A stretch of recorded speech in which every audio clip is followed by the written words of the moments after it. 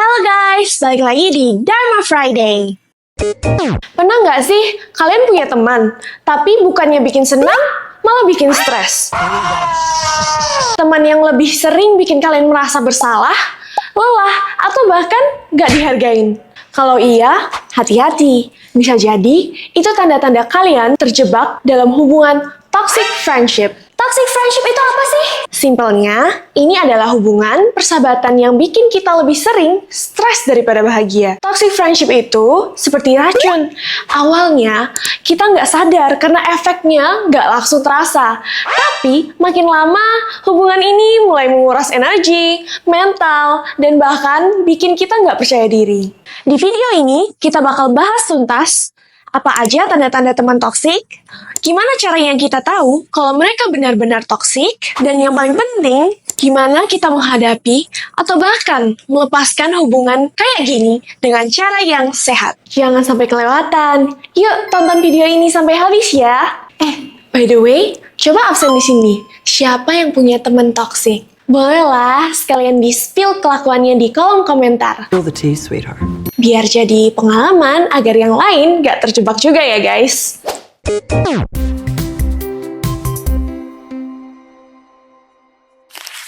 Tanda-tanda teman toksik.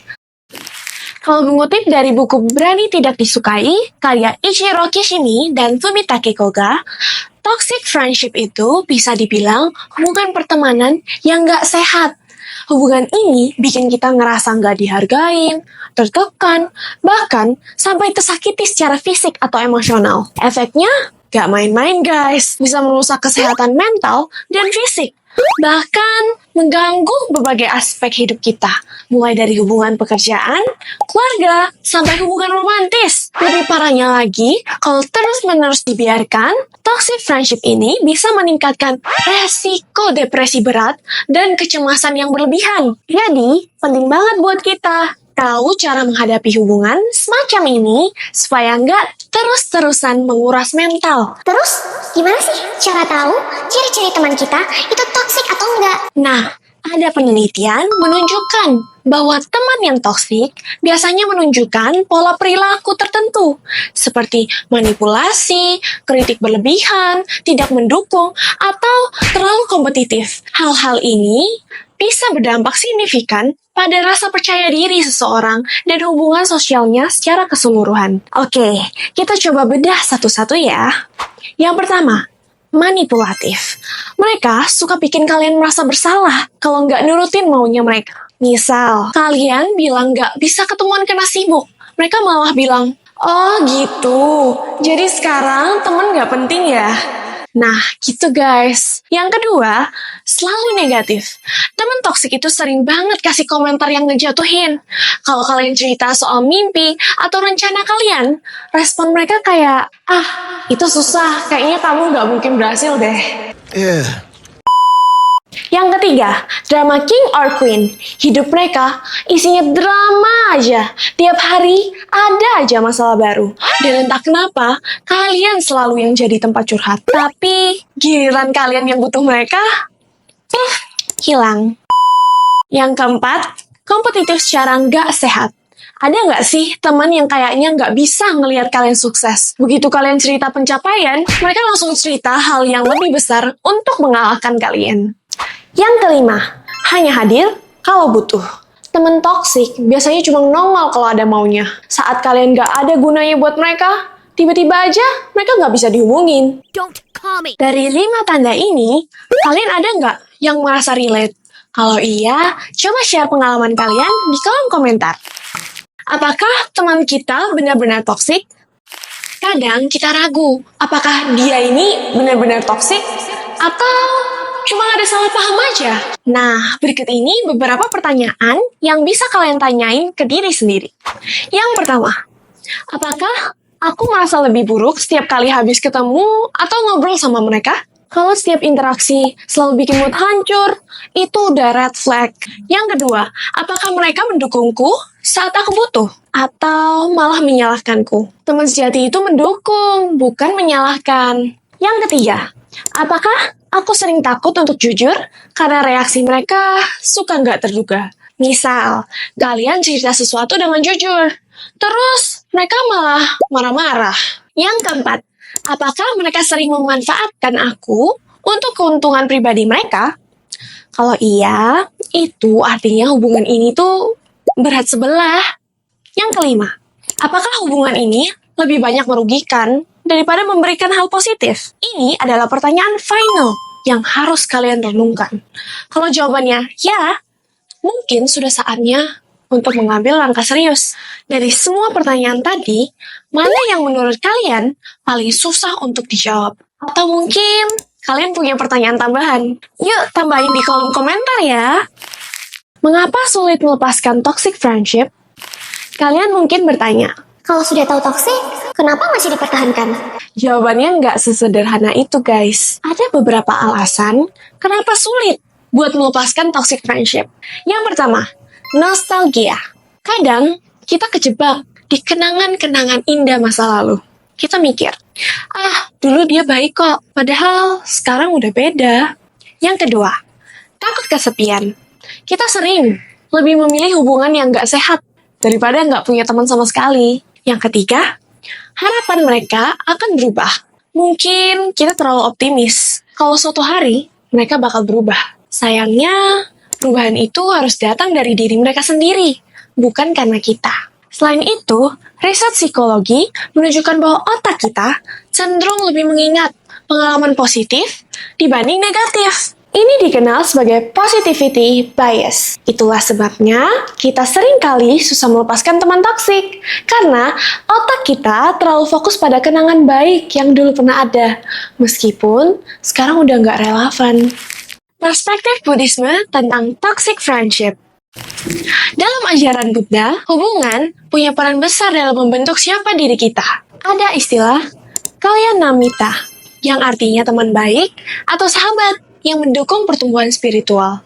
Teman sejati versus teman palsu. Sigalowada Sutta, yang sering disebut sebagai kode etik untuk rumah tangga, menyebutkan ciri-ciri teman baik dan teman jahat. Teman yang baik, mereka selalu mendukung kita di saat susah, melindungi nama baik kita, dan memberi nasihat yang membangun. Teman yang buruk, mereka yang hanya memanfaatkan kita, tidak setia, atau malah membuat kita melakukan hal-hal yang salah. Buddha mengajarkan bahwa kita harus berani menjauhi teman-teman yang merugikan, karena mereka bisa menjadi hambatan dalam perjalanan menuju kebahagiaan. Konsep melepaskan. Ajaran Buddha menekankan pentingnya melepaskan segala hal yang membawa penderitaan atau biasa disebut duka, termasuk hubungan toksik. Dalam Dhammapada 212, Buddha berkata, melepaskan adalah jalan menuju kebebasan. Artinya, meskipun sulit, melepaskan hubungan toksik adalah bentuk cinta kasih pada diri sendiri atau orang lain. Contohnya nih, kadang kita merasa takut menyakiti teman toksik kalau menjauhinya. Tapi, dengan cara ini, kita sebenarnya juga membantu mereka menyadari dampak buruk dari perilaku mereka. Cinta kasih dan kompas moral. Dalam menghadapi teman toksik, ajaran Buddha tidak menyarankan balas dendam atau kebencian. Sebaliknya, kita diajak untuk mempraktikkan cinta kasih, atau biasa disebut metta. Namun, cinta kasih ini tidak berarti kita harus terus-terusan berada di dalam hubungan yang merugikan. Memutuskan hubungan bisa menjadi langkah cinta kasih yang lebih besar, baik untuk diri sendiri maupun orang tersebut. Misalnya, alih-alih menyalahkan teman toksik, kita bisa berkata, aku menghargai waktu yang kita habiskan bersama.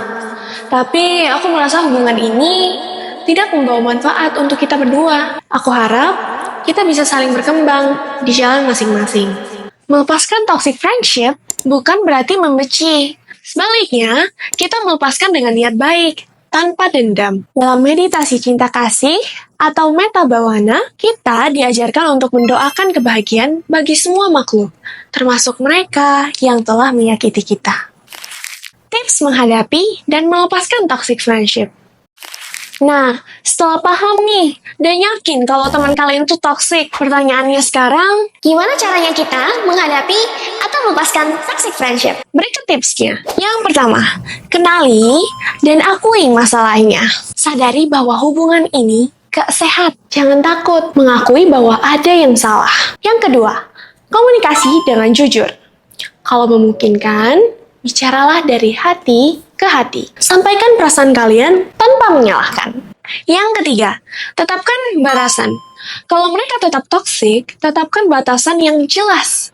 Misalnya, kurangi frekuensi komunikasi atau hindari topik-topik tertentu. Yang keempat, cari dukungan dari lingkungan yang positif. Cari teman baru atau komunitas yang mendukung kalian secara positif. Yang kelima, lepaskan dengan ikhlas. Melepaskan itu sulit, tapi kalau dilakukan dengan niat baik, hati kalian akan lebih tenang. Menurut kalian, mana tips yang paling sulit untuk dilakukan? Kalau punya pengalaman menarik, share dong di kolom komentar. Jadi, apa yang bisa kita simpulkan dari pembahasan ini? Toxic friendship bukan cuma bikin capek fisik, tapi juga mental dan emosional. Hubungan yang gak sehat ini bisa menghambat kita untuk berkembang dan bahkan menjauhkan kita dari kebahagiaan. Toxic friendship itu memang berat, tapi hidup kita terlalu berharga untuk terus-terusan terjebak di hubungan yang gak sehat.